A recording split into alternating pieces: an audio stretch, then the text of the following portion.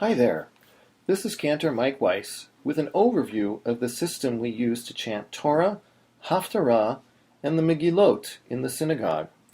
What we're going to do in this video is go over some of the most basic foundational concepts of the cantillation system so that literally anyone with basic knowledge of Hebrew reading can learn to chant from the Torah. And when I say basic knowledge, I mean that you need to know the sounds of all the letters and vowels of the Hebrew alphabet. So this is going to be basic stuff. What it's not going to be, though, is a review of those Hebrew letters or vowels. Torah chanting can get very complicated very quickly if you don't know all those sounds. So make sure you know them before you jump into this. What this video is also not going to be is an overview of all the trope sounds themselves. The purpose of this video is to make sure you understand why we bother to chant trope at all, and to explain to you how the trope enables you to chant words of any length that you might encounter in your studies. So, without further ado, let's take a look at an actual piece of Torah.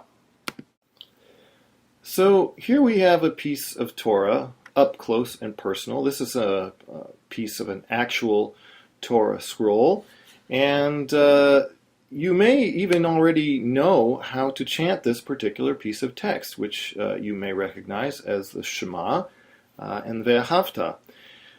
If you know how to chant it, you probably think it goes something like this. Shema Yisrael, Adonai Eloheinu, Adonai Echad. But when we chant it from the Torah, it actually sounds more like this. Shema Yisrael, Adonai Eloheinu, Adonai Echad. So having heard that, you may be wondering how I knew to chant it that way. You may also be wondering how you would even know how to pronounce the words, since there are no vowels. And you would also not know where sentences started and ended because there's no punctuation either. The answer is that if all you had to go on was this text, you wouldn't know the answers to any of those questions. Now, we take a little bit closer look with the magnifier. We'll see that this is handwritten. You can tell that some of the letters have little crowns on them, little keters, and not all of them, some of them. And you also can see that if you look, it's not always immediately apparent where one word starts and another word ends. Oh, look at that. My startup disk is almost full. Where one starts and another ends. So this is not the easiest text to figure out. And if we really want to know how to read this properly, we're going to need to take a look at it from a completely different perspective. Now this is a little bit more like what we're used to seeing. First of all, it's printed neatly, so it's a lot easier to read. We've got all the vowels, so we know how to pronounce the words. We've got verse numbers, so we know where verses start and end. We even have these things that look like periods. It's definitely a lot more familiar. But there's something else. Each word has at least one or sometimes two little symbols below or above it that you may not have seen before. Those symbols are called tropes or cantillation marks. In Hebrew, we call them ta'amei hamikra, but for the purposes of this video, we'll just call them tropes. So let's take a closer look, just so you know for sure what I'm talking about. Let's use the magnifier, get the magnifier in here. Now what you can see from this image is that every single word has one of these trope symbols underneath or above it. On the first line, they happen all to be underneath. The first word on the right, on the second line, even has two tropes, one above it and one below it. And if you'll notice, the one above right here where my cursor is, looks exactly the same as this vowel here that we're already familiar with. So we don't want to confuse the trope with the vowel just because they look the same. What we'll find later is that we'll always be able to identify the trope based on where it is. But for now, it's just important to know that sometimes you will see things like that. But every single one of these words has a trope above or below it. And I've circled them all in red so you can see them here. There are altogether 28 symbols, and it represents like a little musical alphabet. Each one of the symbols represents a musical phrase. And as I said, taken together, they're a musical alphabet. And we're not going to hear all of them now, since this is just meant to be an introduction. But for the purposes of this video, we're going to take a closer look at just one of these symbols and kind of take it for a test drive to see what we can do with it. Underneath the word Shema, you can see this little curved symbol facing toward the right, kind of like a backwards comma. Now, every time we see that symbol, we're going to chant on that syllable where the sound appears, da-da-da. So on this word, for instance, it would be ma. Okay? So we're only looking at that syllable for now. We'll get to entire words later. Okay? Now, I've circled all the other words in here, or all the other places where that particular trope appears. And every time we see that symbol, we're going to chant the same little melody. So we've got ma over here. Let me get the magnifier back. Hey. Remember, we're not doing the entire word right now. We're just on the syllable where this thing appears. Here's cha. Here's ta. Here's another cha again. Cha. Fot. Te. Okay, so that's most of them. Not every one. We didn't do all of them. We did most of them. But that's the way it'll be every single time you see that trope. You'll see the trope under a particular syllable, and you will then chant that syllable with that little melody. Da-da-da. Okay? Now, one of the primary functions of trope is to let us know which syllable of a word is supposed to be emphasized. Now, that might not seem like a big deal, but we already know lots of words that would change their meaning if we emphasized the wrong syllable. For instance, we could pronounce this word either one of two ways. We could pronounce it invalid or invalid, depending on which syllable I choose to emphasize. I might be talking about a person who's physically incapacitated if I say invalid, or something that's no longer valid, like a coupon that's expired, if I say invalid. So it's critical that we know in English which syllable to emphasize in order to make sure that we get the meaning right. In Hebrew, there are many, many more words where this issue will come into play. So the trope tells us which syllable to emphasize. So now we know what sound we have to make whenever we see that trope, and we know why we have to make that sound. But how does that work with actual words?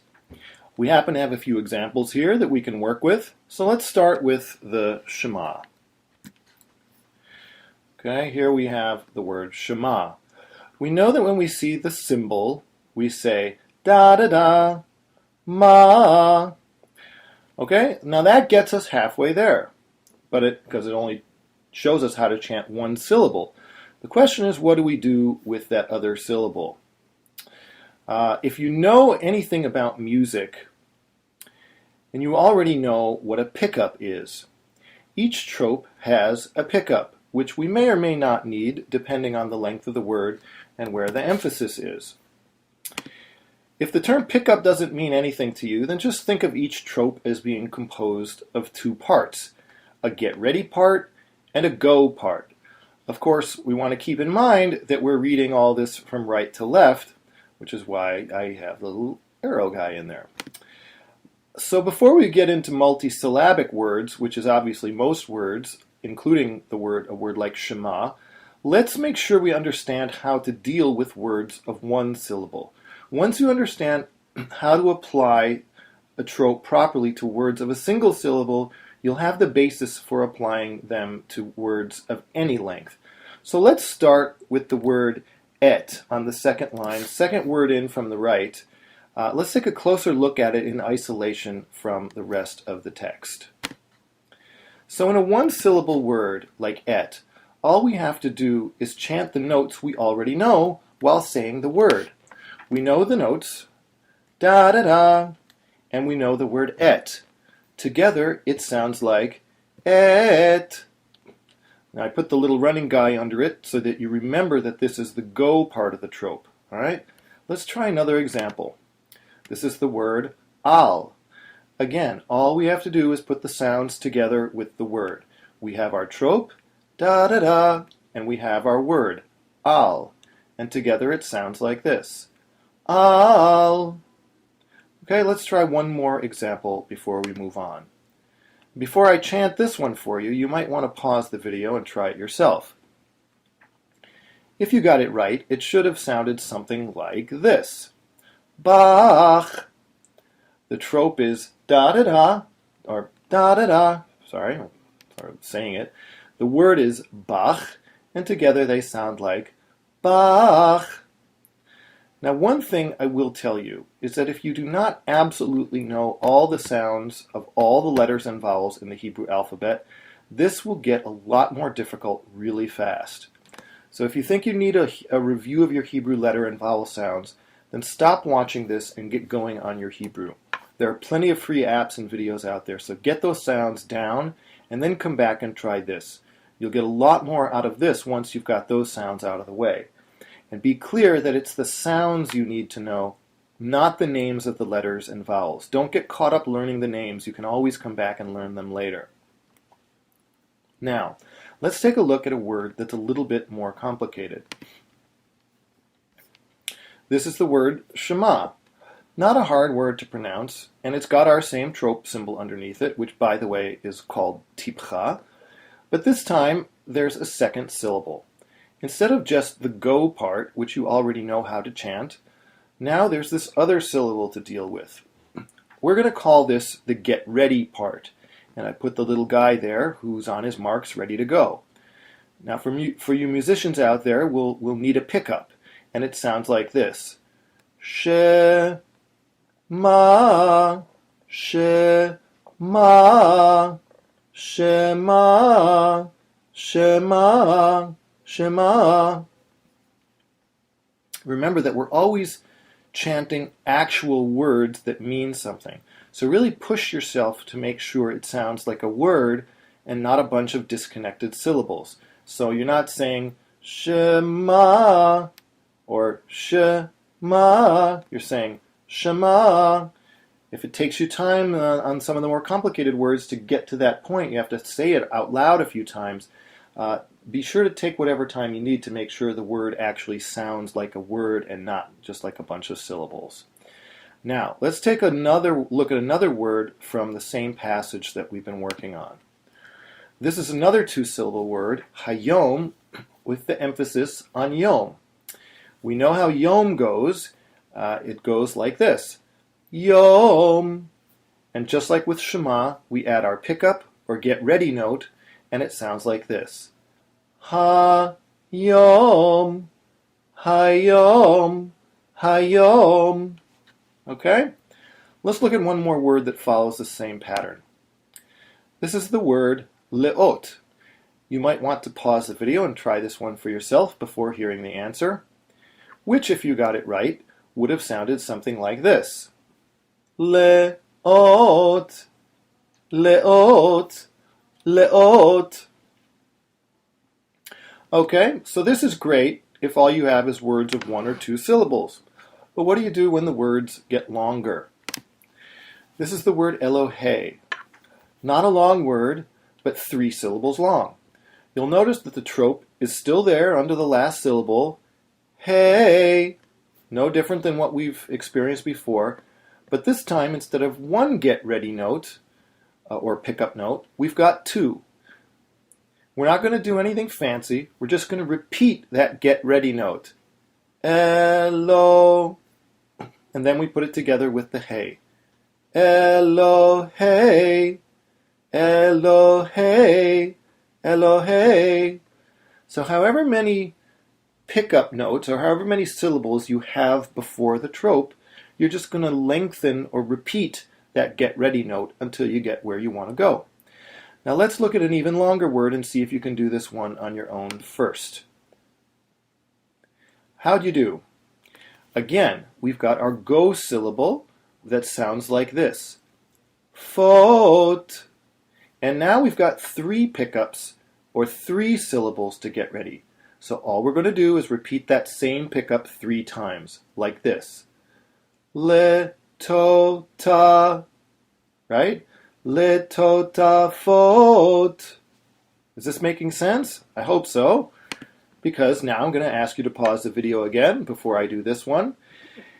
And I want to encourage you, if you need to make sure you can pronounce the word easily without chanting it before you try to chant it. Actually, this whole thing goes much, much more easily if you already can pronounce the word correctly. So why don't you pause now, and we'll come back in a moment. First, you should have pronounced the word as v'dibarta. Our go syllable is ta. The temptation on a word like this is to put the emphasis on v'dibarta, which is what a lot of people say, and you may hear that in synagogue actually quite a bit. But the word is actually pronounced v'dibarta. Okay, so we know that ta is the same as it's always been, ta, and our get ready syllables are v'dibar, v'dibar. Okay. If you chant it together, we got v'dibarta, v'dibarta. Okay? Now, we're going to look at one more example before we make things even a little bit more complicated. Note that there are 4 get-ready syllables and 1 go syllable at the end, as with all the other words.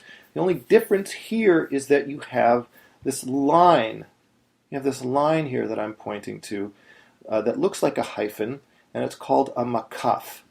When you have a makaf, all it does is tell you to treat those 2 words like 1 word. So that's what we're going to do. Pause now and give it a try. Remember to make sure that you can pronounce this word before you try to chant it.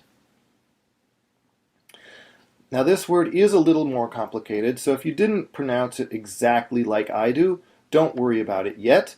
Eventually in other lessons we'll go over why I am pronouncing it the way I am. This word is pronounced uvchol nafshecha. Uvchol nafshecha. Not uvechol nafshecha, but uvchol nafshecha. Okay, we've got our go syllable, like we always have, the cha at the end, and it sounds like this. Cha. And we've got 4 get-ready syllables. So we're going to repeat that get-ready note 4 times. Uvchol nafshecha. Uvchol nafshecha. Uvchol nafshecha. You got it? It doesn't matter how many syllables come before that go syllable. You're just going to repeat that get-ready note as many times as you need to. Okay, now, all the examples we've looked at so far have the go syllable at the end of the word. We're looking back here at our word Elohei. Elohei. Now that would be great if every Hebrew word had its emphasis on the final syllable, but it doesn't. There are a lot of rules in Hebrew, and almost all of them have exceptions. But this is a rule that has no exceptions. In Hebrew, every word is accented or emphasized on either the final syllable or the next to last syllable. No exceptions. So here on this word Elohei, the accent is on the last syllable. We call this type of accent milra, when the final syllable of the word is accented. But what if we add a syllable onto this word and change it from Elohei to Eloheinu? Here's what that looks like. We've gone from Elohei to Eloheinu. The go syllable is still hey, but now it's not the final syllable anymore. The get ready syllable is the same. We have this nu on the end. When that happens, all we do is extend the go notes to include the last syllable. In this case, we have da-di-da, 3 notes for our go syllable. We would just chant that last syllable with the 3rd note. Heinu, Heinu, Heinu. If we put together with our get ready notes, we have Eloheinu, Eloheinu, Eloheinu, Eloheinu. Right? So we're just taking our go notes and we're stretching them over the 2 syllables now that have to be covered. This is called, this type of accent, where the accent is on the next to last syllable, rather, of the word, is called mil-el. And you see I've got our little running guy, stretched him out a little bit. It looks like he gained a little weight here. Okay? We're going to take one look at one more example before we wrap up this video. Now pause the video and try this one yourself again. This word is pronounced be-techa. 1 get-ready syllable, and the go syllable is te, and the word ends with the syllable cha. It's be-techa, be-techa, be-techa, be-techa. Okay? So that's how that's done. Now when we go back to our original text, we now know how to chant every one of the words that have a tipcha underneath them. Let's go through each one of them, because we just did most of them. This one is Shema Eloheinu et uvchol nafshecha hayom v'dibarta. We didn't do this one, but this one is uvshoch becha leot letotafot betecha.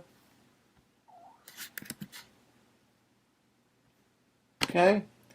So now when we go back to our original text, we didn't know anything about this text before, but now we're a little bit closer to figuring out how to chant the whole thing.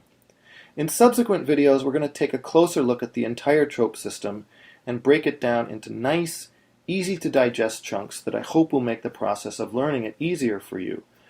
Normally, most people learn the whole trope system and then learn how to apply it to words.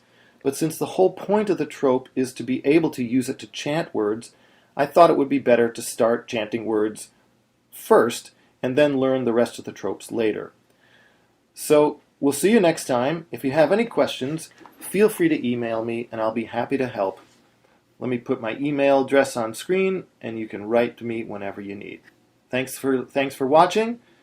Happy laning!